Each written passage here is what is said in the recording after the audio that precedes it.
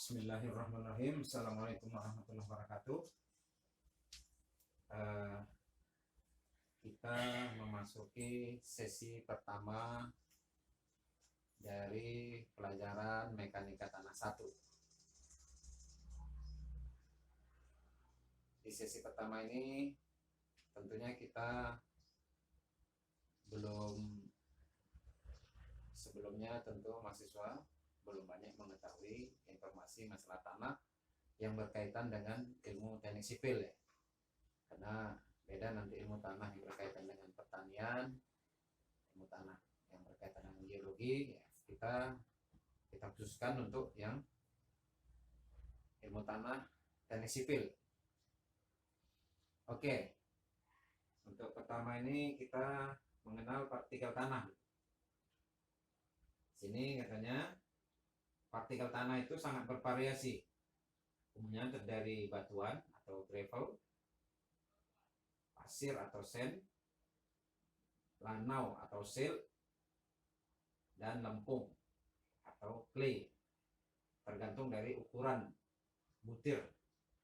Jadi kalau makin ke sini ya, gravel ini kasar, pasir makin halus lagi, dan lempung lebih halus lagi. Jadi mungkin yang kita kenal selama ini lempung itu seperti tanah liat. Dari sekarang ya kita tidak lagi mengenal istilah tanah liat setelah mengenal itu istilahnya lempung atau clay. Jadi untuk membedakan partikel ini, kalau gravel ini batuan ini sirtu ya, ini mudah. Banyak kita mungkin sudah tahu secara visual ya, melihat gravel ini atau batuan ini atau sirtu ya. Sirtu itu pasir batu, maupun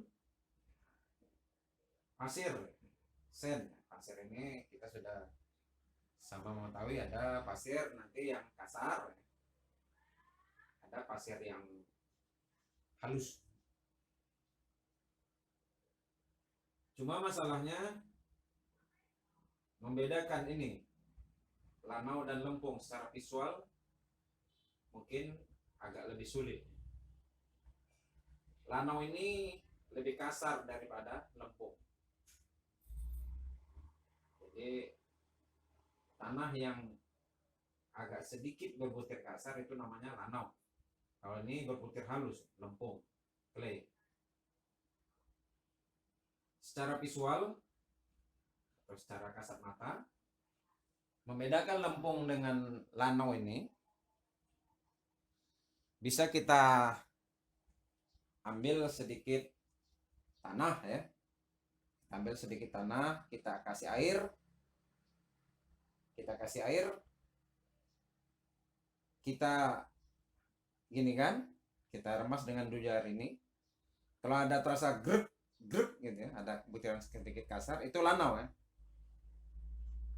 Kalau kita ambil yang lempung, kita gitukan juga, kita kasih air, kita gini kan, kita lempengkan, itu dia halus ya. Halus. Jadi itu sebagai apa? Visual. Kasat mata kita melihat perbedaan adalah lanau dengan lempung. Jadi kalau lanau kita penyet begini, terasa di tangan kita ini grek gitu, ada butiran agak sedikit kasar gitu ya, itu lanau. Tapi kalau misalnya kita gini kan, kita penyet gini, dia hanya mulus saja, mulus gitu, itu lempung. Nah, jadi itu secara apa? Secara kasat mata. Secara kasat mata ini disebut juga dengan istilah melihat jenis tanah secara kasat mata ya. Atau istilah kerennya visual classification of soil. Visual classification of soil.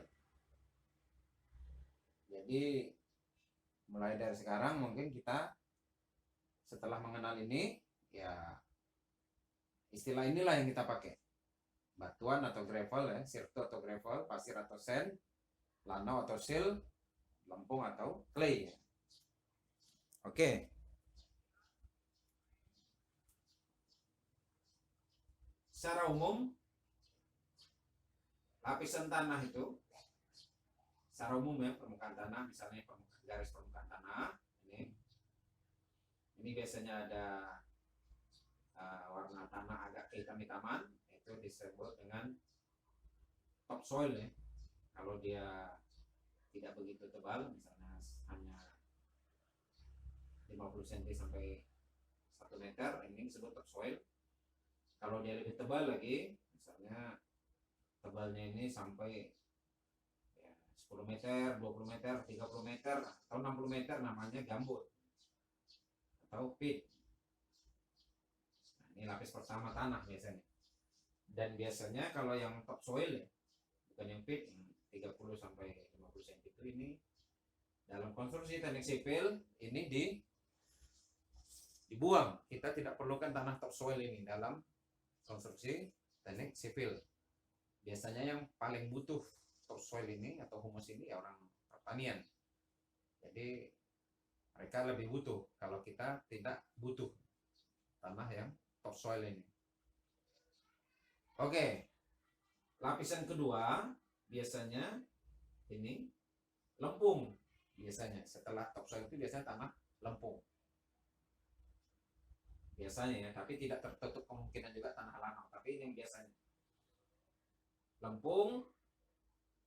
Lapis keduanya nanti lanau, lapis ketiganya pasir, lapis keempatnya kerikil, baru lapis berikutnya batuan. Nah, jadi di sini biasanya lapis pertama lempung atau clay, lapis keduanya lanau atau sel, lapis ketiganya biasanya pasir ya, pasir halus. Pasir halus sampai pasir sedang. Nah, baru lapis keempatnya ini kerikil atau gravel ya. Nah, lapis berikutnya baru rock, batuan. Oke. Jadi antara lapis lempung dengan lapis ini, lapis lanau, ada transisi. Jadi ini daerah transisi. Ini transisi, yang ini transisi, yang ini karena lebih banyak lempung, nah ini namanya lempung kelanauan. Kalau di daerah ini, karena dia dari sini sampai sini batasnya lanau itu, ini lebih banyak lanau, daerah ini namanya lanau kelempungan. Nah, begitu juga ini lanau sama pasir.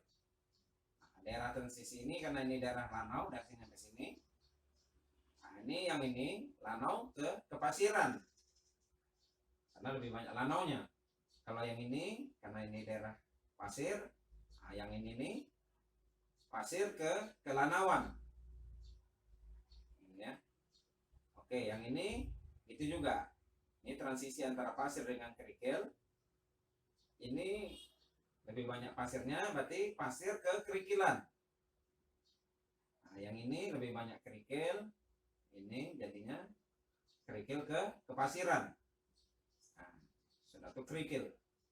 Nah, ini nggak ada daerah transisi. Biasanya rock ini batuan itu seperti cadas gitu ya, seperti suatu lapisan beton gitu.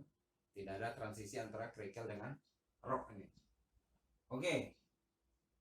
Di sini kalau lempung kita sebut dengan clay. Ini topsoil, lapis di atas nih topsoil biasanya. Orang teknik sipil menyebutnya biasanya topsoil. Lapis kedua lempung ini clay. Ini tadi lempung kelanauan.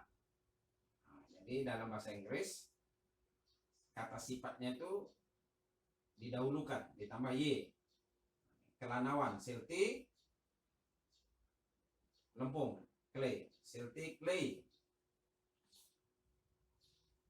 Itu juga ini kelempungan, clay, silt, kelempungan, lanau kelempungan, ini silt. Oke, ini begitu juga kepasiran, berarti sandy, silt.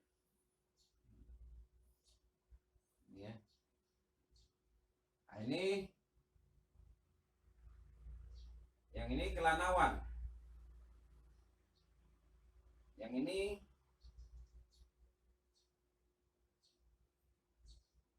Lanau Kepasiran, ini Pasir Kelanawan. Nah, ini harusnya ini Siltisen ya.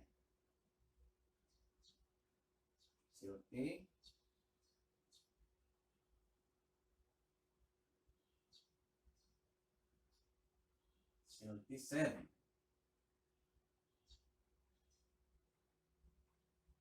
Oke. Begitu juga pasir. Sini pasir kekerikilan. Kekerikilan itu gravelly sand. Yang ini kepasiran. Tapi sandy gravel. Ini gravel, ini rock. Ini penamaan-penamaannya. Jadi kenapa penamaan ini dalam bahasa Inggris ya? Kalau kita bekerja terkadang secara informasi-informasi yang berhubungan dengan proyek-proyek internasional ya mereka menggunakan istilah bahasa Inggris. Kalau yang terkadang banyak juga engineer orang kita Indonesia menyatakan itu dengan bahasa Inggris di lapangan nanti.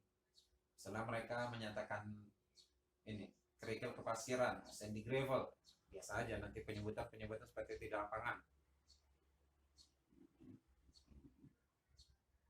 Jadi kalau kita lihat misalnya kerikil cor untuk ngecor beton ya, pembuatan beton, kita lihat yang secara kasat mata dia lebih banyak kerikilnya daripada pasirnya. Berarti kalau dia lebih banyak kerikilnya daripada pasir, berarti kerikil kepasiran atau sandy gravel. Jadi kerikil itu sirto ya, ini bisa juga disebut sirto kalau di lapangan. Pasir batu ya, sirto itu lebih banyak kerikilnya daripada pasirnya. Sirto itu disebut dengan sandy gravel. Kita lihat misalnya tanah timbun ya. Tanah timbun yang bagus biasanya yang dijual-jual untuk penimbunan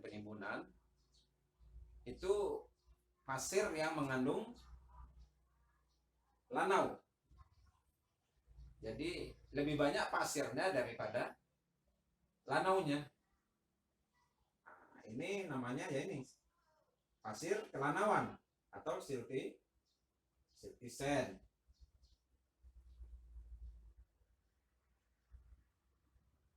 Seperti itu penamaan-penamaannya. Ini harusnya secara visual bisa dilatih untuk menentukan nama-nama jenis tanah ini, karena ini penting untuk menentukan jenis tanah ini secara visual classification of soil ya, namanya seperti itu ya. Saya pernah di suatu proyek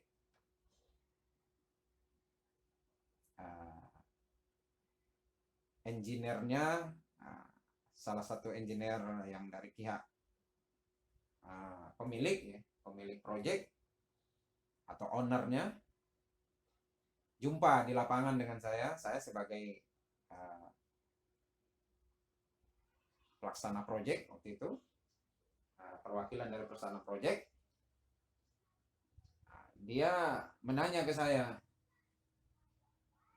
diambilnya tanah yang ada di lapangan itu, dia tunjukkan ke saya, dia tanya ke saya, what kind of soil? Saya lihat dia kok bahasa Inggris, padahal mukanya seperti orang kita. Ternyata dia orang Filipina yang kerja sebagai engineer di pihak owner waktu itu, PT RAPP ya. What kind of soil? Saya lantaran filosofi seperti ini saya tahu, ya mudah aja saya bilang, saya pegang ngambil tanahnya. H ya. Silty sand gitu kan. Wah, dapat pujian. Indonesia is good. Indonesia is good. Orang Indonesia baik, mantap. Jadi hati-hati di lapangan. Kalau kita tahu dia Filipina, saya Indonesia, begitu dia kita tahu jenis tanah itu dengan menyebutkan jenis tanah seperti ini ya. Ini sepertinya biasa-biasa aja nih ilmunya. Tapi dia melihat seperti itu, wah, langsung dia memuji bangsa Indonesia. Saya mewakili 200 juta orang Indonesia lebih menyatakan bahwa orang Indonesia itu mantap-mantap, baik-baik, pintar-pintar lah gitu. Padahal ini ya biasa aja. Tapi dia dengan jawaban saya itu sangat puas. Artinya apa? Ya, kita bisa melatih diri dengan melihat tanah-tanah di sekitar kita. Kita sebut, ini tanahnya jenisnya ini jenisnya ini, jenisnya ini. Tadi kan sudah saya sebutkan. Kalau gravel ya kita udah tahu. Sirto. Kalau pasir kita sudah tahu. Yang nggak tahu kan agak bingung kan antara lanau dengan lempung. Lanau sama lempung tadi sudah saya kasih tahu cara membedakannya secara visual.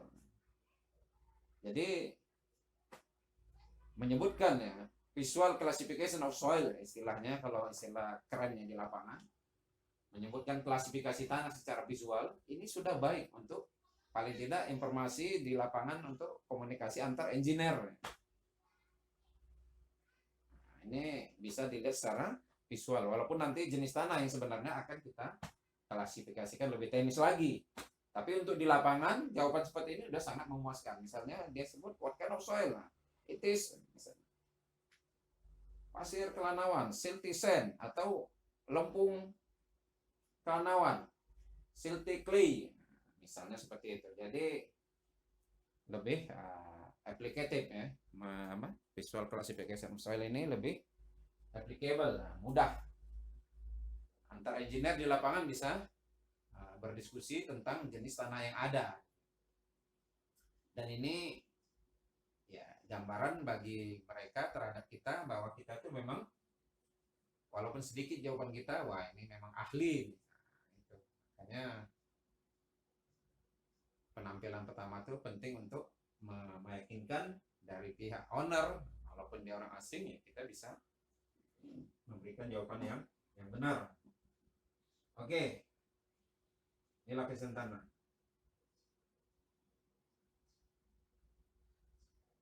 Sekarang beberapa organisasi telah mengembangkan klasifikasi ukuran partikel tanah, diantaranya MIT, Massachusetts Institute of Technology, USDA ya, United States ya, Amerika, ini Department of Agriculture. Jadi USDA ini Departemen Pertaniannya orang Amerika. AASHTO, American Association of State Highway and Transportation Official. Ini biasa kita gunakan ya, standar ini, yang AASHTO ini. Dan ASTM, American Society for Testing and Material. Jadi ini juga biasa kita gunakan, ASTM ini. Standar yang biasa kita gunakan ya AASHTO dan ASTM. USDA dan MIT ini jarang kita gunakan ya. Ini sebagai rujukan referensi bagi beberapa laporan teknis orang kita, orang Indonesia. Oke.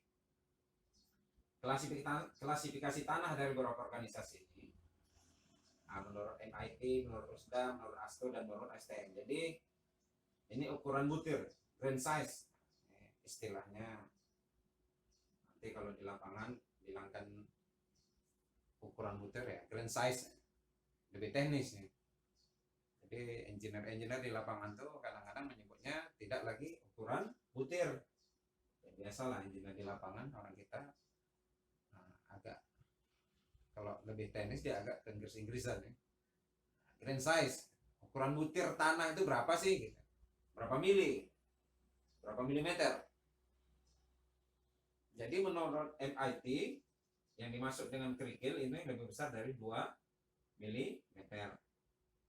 Ini cara membuat ini ya, membuat tabel Jadi di dalam tabel itu dia ada keterangan milimeter. Nah, di sini aja dibuat satuannya milimeter. Jadi di dalam tabel itu hanya ada angka ya. MIT 2 mm, kerikil itu 2 mm, lebih besar dari 2 mm. Kalau pasir ukurannya dari 0,06 mm sampai 2 mm. Kalau lanau seperti ini. Lebih halus lagi. Kalau lempung lebih kecil dari 0,002 mm, lebih halus lagi. Jadi makin sini makin halus. Ini menurut MIT. Menurut USDA ini. Pasir ini, lanau ini. Nah, lempung masih sama ya. Menurut ASTO ini. Ini maksud dengan kerikil 2 mm sampai 76,2 mm. Sekitar 7 cm ya, 7 cm lebih. Itu dimasukkan dengan kerikil atau gravel. Nah, ini yang ini pasir menurut ASTOS ini misalnya 0,075 mm sampai 2 mm. Nah, ini lanau, ini lempung lebih kecil dari 0,002 mm.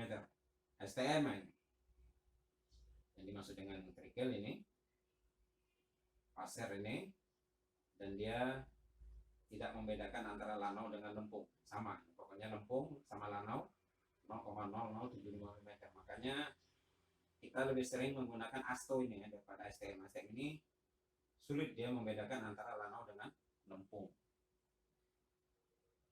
padahal itu harus dipisahkan betul.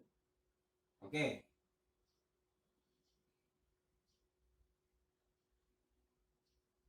Ini bentuk vertikal ya. Kalau tadi besar butirnya atau grain size-nya, ukuran butirnya berapa milimeter. Sekarang bentuknya. Sini bentuk partikel.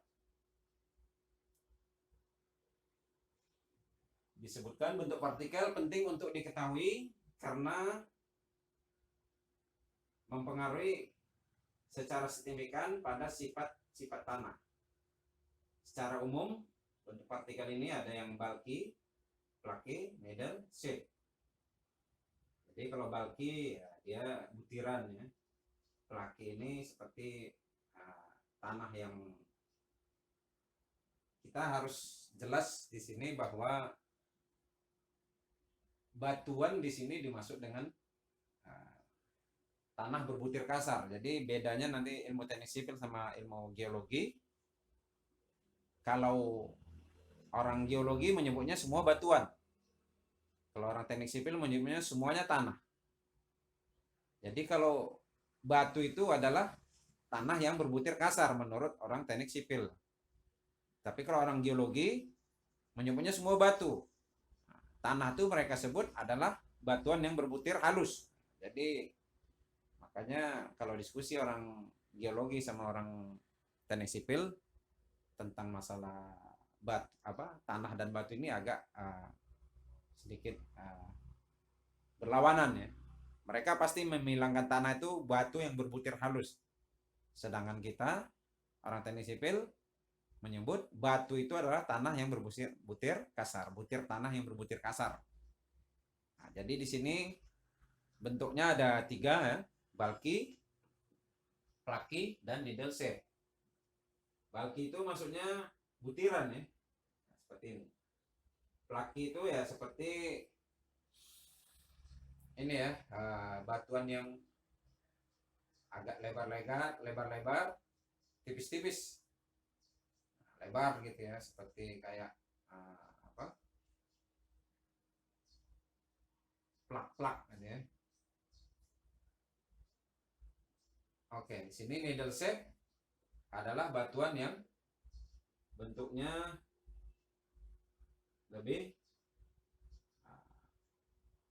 beragam. Oke, kita kenalkan yang bulky. Partikel bulky dibentuk oleh mekanika cuaca pada batuan. Jadi batu itu kalau dia batu sungai ya, batu sungai yang bentuknya agak lebih bulat namanya ronde. Kalau dia lebih panjang sedikit, artinya diameter yang ini sama dengan ininya tidak sama, bentuk agak pipih dia misalnya, itu itu saprondit. Saprondit ya. Begitu juga kalau dia ini batu sungai biasanya ya.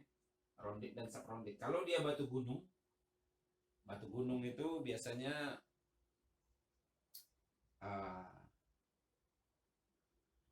gunung batu itu diledakkan dengan TNT, jadi bongkahan-bongkahan besar sebesar-besar,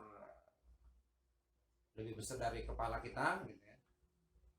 Hasilnya mungkin ada yang setengah meter kubik besarnya, itu nanti dimasukkan ke dalam mesin stone crusher ya. Stone crusher dipecah lagi sehingga menjadi butiran-butiran yang lebih halus. Ini mesin pemecah batu ya, stone crusher. Jadi setelah di batu gunung itu diledakkan dengan TNT, biasanya ini harus kerjasama dengan pihak angkatan bersenjata ya, izinnya untuk meledakkan gunung menggunakan TNT. Nanti hasilnya batu-batu bongkahan yang besar-besar dimasukkan ke dalam stone crusher, nanti jadi kecil-kecil seperti itu. Jadi bentuknya bisa subangular, bisa angular. Jadi kalau bentuknya mendekati seperti kubus ya, itu subangular.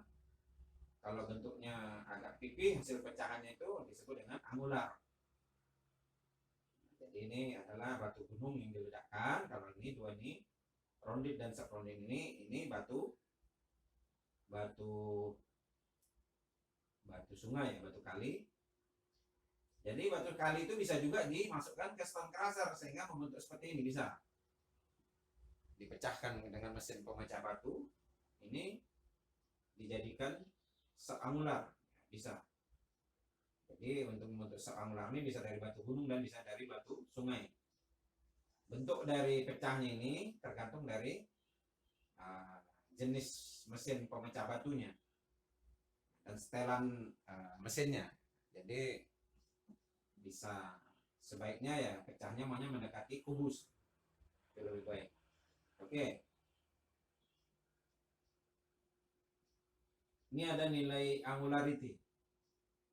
Nilai angularity ini maksudnya nilai angular. Angular itu nilai kepipihan, indeks kepipihan suatu material. Ini rumusnya DE per L.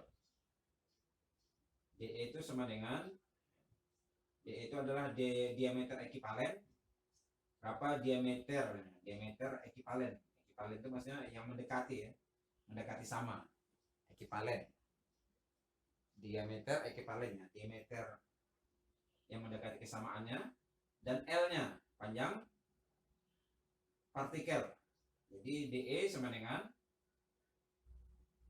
ini rumusan ini akar pangkat 3 dari 6 kali volume batu itu dibagi V. Ini DE, sedangkan L adalah panjang batu. Jadi ini nilai angularity ini melihat bentuk ya, angular ya. Nanti kalau misalnya angularity-nya mendekati 1, artinya tanah itu mendekati bentuk ini. Kalau tidak dia bulat ya dia seperti kubus ya, kalau dia pecah-pecah seperti kubus. Jadi mendekati bulat. Makin kecil dari 1, misalnya 0,5, dia makin pipih. Jadi ini mengetahui nilai indeks kepipihan material batuan. Rumus ini. Jadi misalnya begini. Anda disuruh mengecek suatu ada set plan area tempat pengambilan batu yang cukup luas. Disuruh mengetahui berapa depositnya ini, ya deposit itu volume, berapa volumenya, dan biasanya mengetahui ininya. Misalnya bos Anda ingin tahu kira-kira bentuk batunya di sana bagaimana sih? Nah, ini di angularity. Berapa banyak kira-kira volume batu yang ada di sini? Misalnya ini bentang ini 500 meter ya. Ini bentangnya sampai 2000 meter. Berapa depositnya ini? Misalnya. Kalau deposit berarti kita mencari volume. Ya, kita ambil aja beberapa titik, kita gali. Gali sini, gali sini, gali sini. Misalnya ada 5 titik. Luasnya kita ukur ya. Berarti volumenya, depositnya adalah luas ya, dikali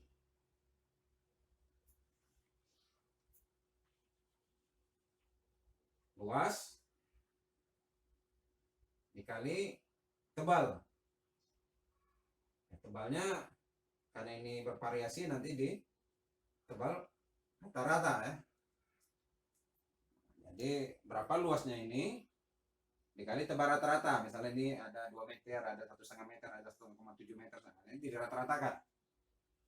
Nah, itulah yang dimaksud dengan deposit. Berarti Anda bisa memberikan jawaban tentang deposit yang ada di sini. Kira-kira berapa volumenya di dalam suatu, misalnya quarry ya, tempat pengambilan batu. Atau disebut juga dengan material resource.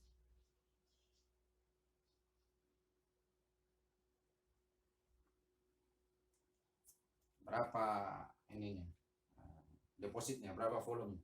Oke, sekarang informasi yang kedua adalah masalah angularity ini. Jadi kita harus tahu nilai DE dan nilai L. Jadi batu yang kita ambil dari sini, misalnya di sini ambil satu goni, satu goni, satu goni, satu goni, satu goni. Ada 5 goni batunya. Kita ukur volumenya batu yang 5 goni itu. Bagaimana cara mengukur volumenya batu yang 5 goni itu?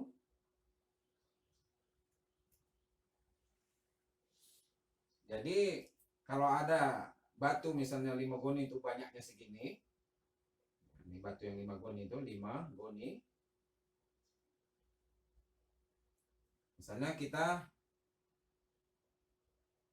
jadikan dia atau satu goni boleh? Satu goni ya, ini satu goni batu. Kita ambil ember ukur ya, kita buat.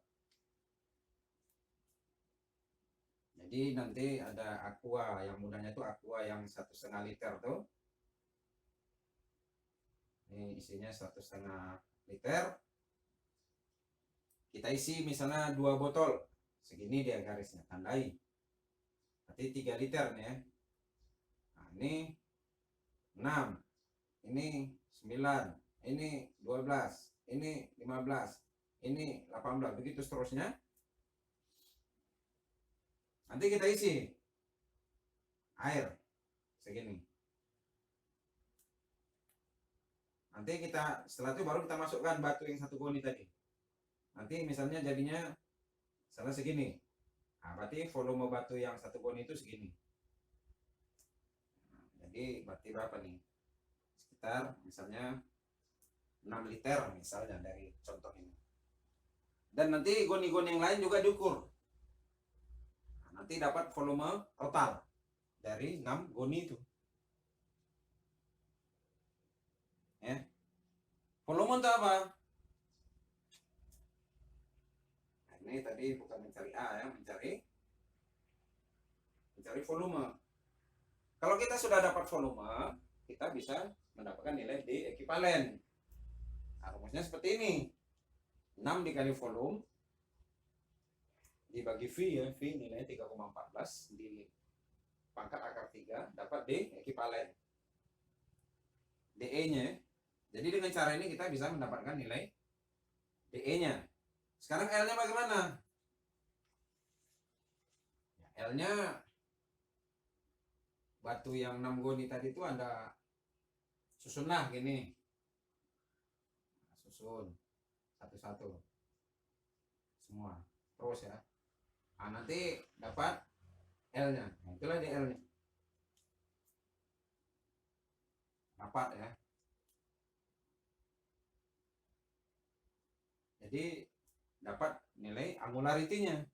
Kalau udah dapat L berarti dapat nilai A. Nah, DE dibagi AL.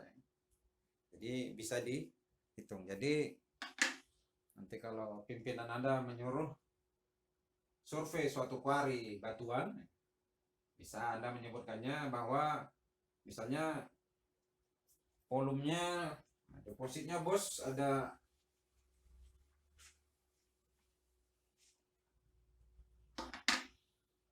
depositnya misalnya ada 3 lebih kurang 3000 meter kubik. Angularity-nya misalnya 0,9. Berarti sudah terbayang. Bos kita bahwa depositnya segini dan batunya bentuknya di kuari itu agak bulat ya. 0,9 ini agak bulat. Kalau dia 1 ini pasti bulatnya ya, ini bulat.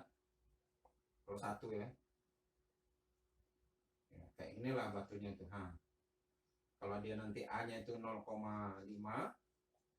berarti batunya itu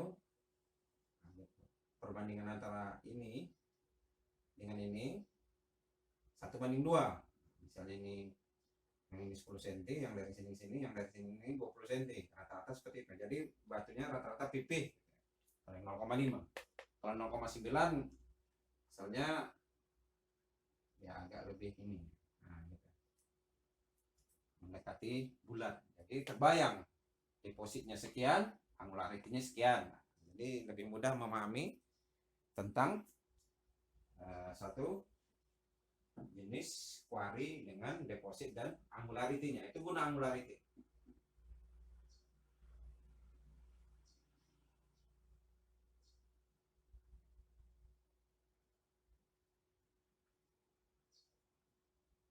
Jadi di sini kalau yang pelaki mempunyai luasan sangat rendah ya luasannya.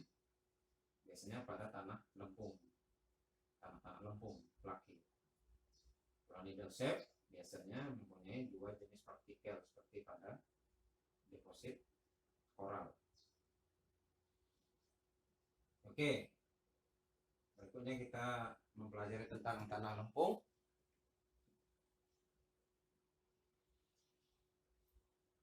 Sini subbab ini kita sedikit mempelajari tentang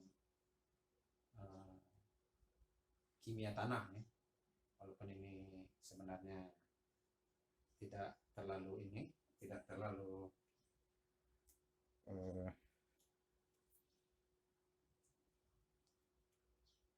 terlalu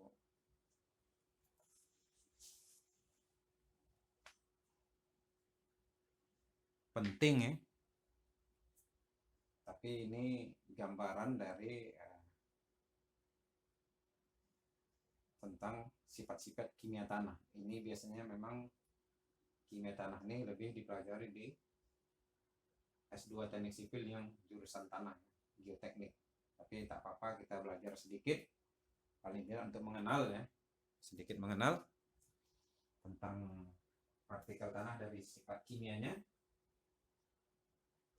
Jadi tanah lempung sebenarnya tidak hanya terdiri dari butiran tanah, tapi juga lempengan tanah.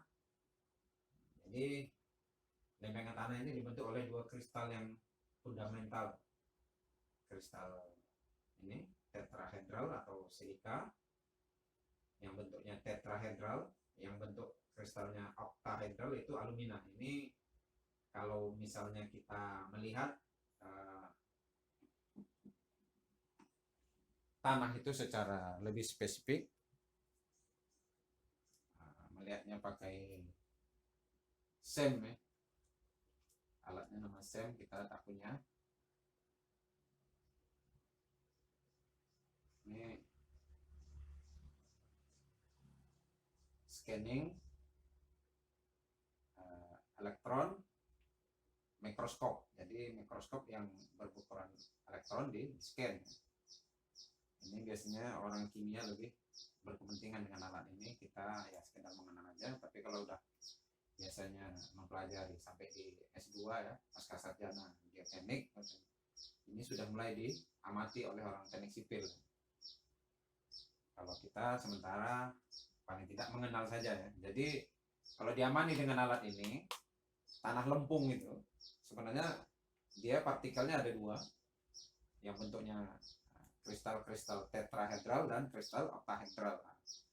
Yang tetrahedral itu namanya silika, yang oktahedral namanya alumina. Nanti lebih mengenal alat SEM ini silahkan dicari di Google ya. Scan elektron mikroskop.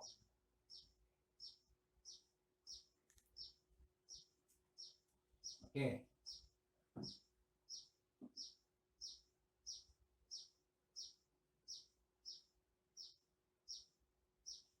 Ini rangkaian kristal tetrahedral atau lempung tetrahedral terdiri dari silikonnya gini, satu silikon ya, seperti ini. Tapi kutub positifnya ada 4 yang diisi oleh oksigen, 4 oksigen. Ini yang dimaksud dengan tetrahedral.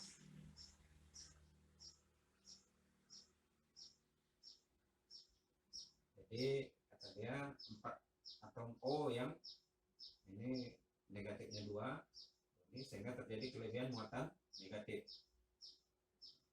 Nah, sini 4, sini kalau 4 kali ini jadinya kelebihan negatifnya ada 4 atomnya. Kelebihan muatan negatif itu dapat dikurangi dengan cara pemakaian bersama atom oksigen oleh kristal tetrahedra yang bersebelahan, sehingga membentuk struktur lempengan. Jadi saling mengikat antara kristal-kristal tetrahedra ini. Begitu juga pada kristal oktahedra. Ini aluminiumnya ada 3 ini, sedangkan ini ada 6. Jadi sehingga juga terjadi kelebihan muatan negatif, karena ini ada 6 negatifnya, ini ada 3 OH ya. OH ini hidroksil, sehingga juga terjadi kelebihan muatan negatif dan juga akan membentuk lempengan. Jadi selalu kristal-kristal ini membentuk lempengan ya, lempengan-lempengan tanah. Makanya kalaulah di 1 gram tanah lempung yang terdiri lempengan-lempengan kristal ini disusun gitu ya, lempengan-lempengannya itu 1 gramnya itu bisa seluas lapangan bola. Jadi nah inilah kuasanya Allah membuat tanah lempung yang lempengan-lempengan. Kalau namanya lempengan, butirnya tidak ya, mungkin seperti ini, lempengan tipis seperti ini, atau lempengan seperti ini, macam lempengannya. Ini kalau disusun ya 1 gram ini bisa seluas lebih kurang 800 meter persegi. Nah, ini hanya Tuhan yang bisa membuat material seperti ini. Ya, makanya ada nanti tanah itu, lempung itu satuannya nanti seperti ini. Berapa meter persegi per gram? Nah, macam ini berarti 800 meter persegi per gram. Nah, satuan ini untuk biasanya untuk suatu tujuan. Nah, dari bagian-bagian sifat kimia dari tanah lempung. Oke, jadi ini jadi silika, yang ini jadi alumina ya. Oke, ini ya lempengannya seperti ini. Ada kelebihan muatan negatif di apa ini jadi menyatu sehingga membentuk lempengan-lempengan. Kalau diilustrasikan lah misalnya silika seperti ini bukan bentuk aslinya, ilustrasikan. dan alumina itu seperti ini ilustrasinya. Ini menurut Mitchell 1993 ya.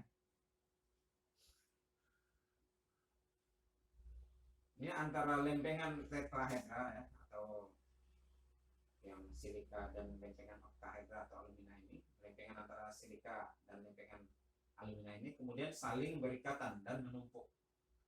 Dan dalam ilmu geoteknik dikenal 4 jenis penumpukan kristal. 4 tuh, ini 1 2, ini 1 2. Ini ikatan antar lempengan kristal lempung yang sama bermuatan negatif adalah ikatan van der Waals. Maksudnya ikatan antar tanah ini ikatan yang kimia van der Waals, ikatan yang sangat lemah. Ikatan kuat itu biasa ikatan ion yang kuat. Ini ikatan, makanya butir tanah itu mudah kali terlepas. Antar dia sama dia itu mudah kali lepas karena dia merupakan ikatan yang sama-sama bermuatan negatif. Ikatan van der Waals. Jadi kalau ikatannya satu muatan negatif positif, itu ikatan ion itu sangat kuat dalam ilmu teknik kimia ya. Nah, jadi secara fisik ikatan antar lempung ini adalah ya, tidak begitu kuat, lemah atau rendah. Nah, ini ada beberapa jenis lempung. Ini dikenal ada 4 saja dulu ini. Kaolinit, montmorillonit, ilit, dan krolit. Nah, jadi kalau dia kaolinit ya seperti ini. Jarak antar ini 0,72 nanometer ya, nanometer. Ya, susunannya seperti ini kalau kaolin. Kalau montmorillonit susunannya seperti ini. Jadi ada 2 atom silika dengan 1 atom alumina. Kalau ini sama-sama 1 ini. Ini 2 silika alumina. Ini jaraknya antar, nah ini ikatan ini 0,96 nanometer. Kaolinit dan montmorillonit. Ini ada ilit. Ilit ini seperti ikatan montmorillonit ya, sama ada 2, tapi di sini ada potasium, ion potasium. Ini ilit. Sedangkan ini krolit. Nah, ikatannya mirip, ada ikatan ini ilit ini, tapi di tengahnya ini ada gipsit atau brusit. Jadi seperti ini. Jadi kita secara umum ya mengenal jenis lempung. Lempung itu dibagi lagi, misalnya lempung kaolinit, lempung montmorillonit, lempung ilit, dan lempung krolit. Lempung kaolinit ini kalau sudah bicara masalah kimia tanah, lempung kaolinit atau disebut juga orang di lapangan nyebutnya kaolin, ini adalah tanah lempung yang jadi bahan industri untuk pembuatan semen. Kaolin, tanah lempung yang untuk industri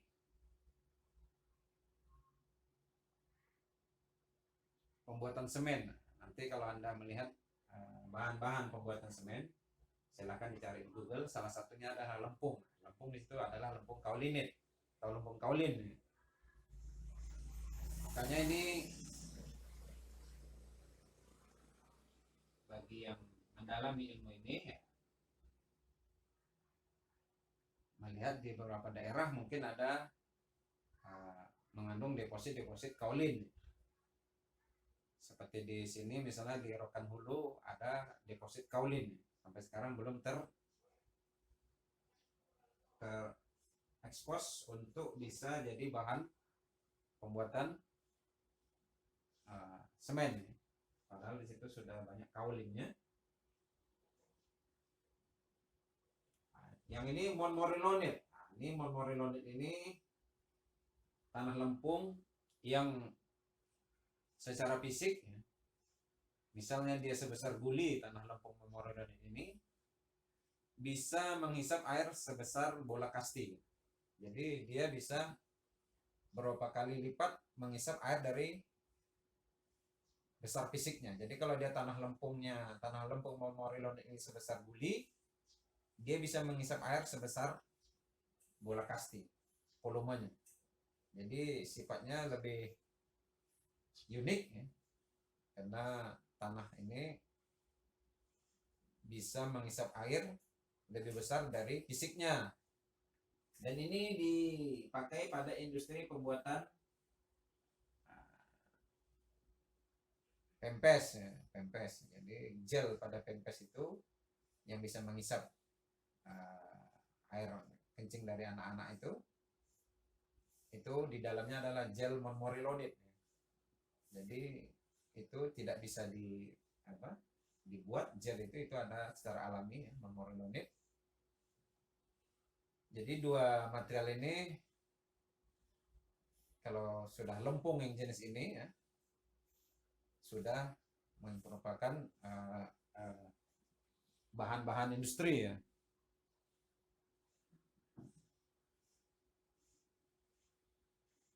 Makanya bagi seorang traveler yang engineer harusnya memasuki suatu daerah, suatu kampung, dia melihat potensi-potensi daerah yang ada.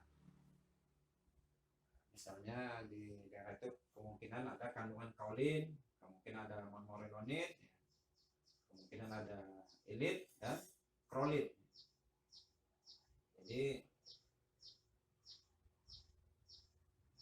sampai saat ini yang saya tahu yang berfungsi secara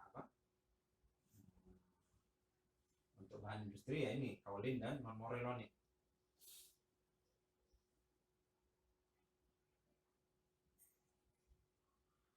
Ini jadi kalau Anda sedang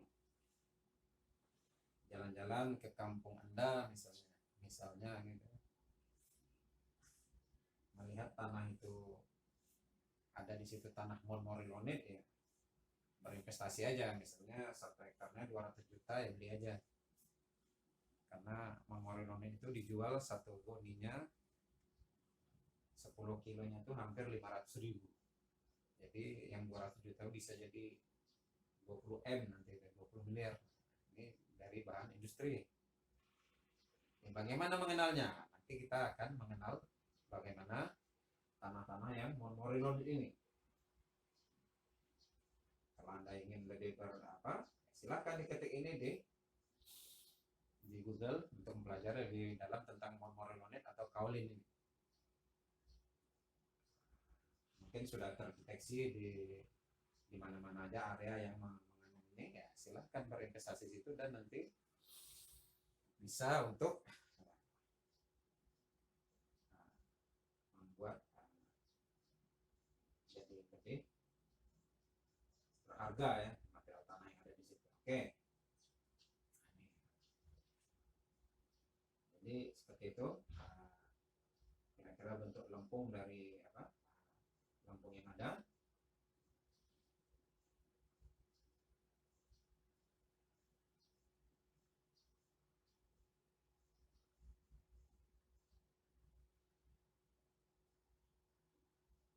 Saya kira cukup dulu sampai di sini untuk pertemuan ini. Mudah-mudahan ada manfaatnya. Assalamualaikum warahmatullahi wabarakatuh.